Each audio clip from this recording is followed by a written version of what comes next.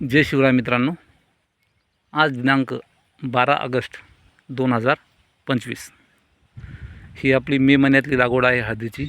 2 एकरामध्ये हळद आहे आपली. तर बऱ्यापैकी हळद आहे, मस्त.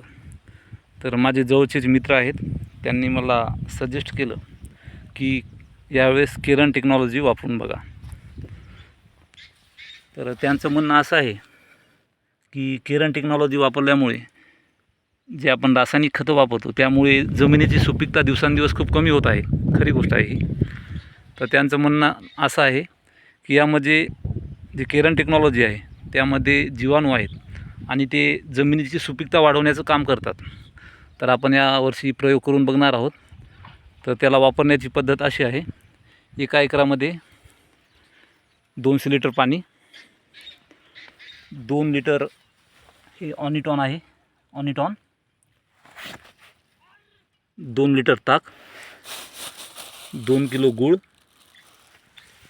हे याच्यामध्ये 2 लिटर भाताचं पाणी आणि 2 लिटर गोमूत्र, असं हे 1 एकराचा डोस आहे. तर आज आपण याचं मिश्रण बनवून ठेवणार आहे आणि हे मिश्रण झाल्यानंतर 24 घंट्याच्या नंतर त्याला आपण ड्रिपने सोडू शकतो किंवा ड्रिचिंग करू शकतो.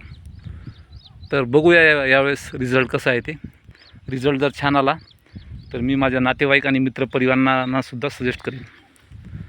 त्यांचं म्हणणं आहे कंपनीचं की एकरी 5 क्विंटल ते 7 क्विंटल हळद उत्पादनात वाढ होईल. तर बघूया काय होते. तर मित्रांनो, जय शिवराय मित्रांनो.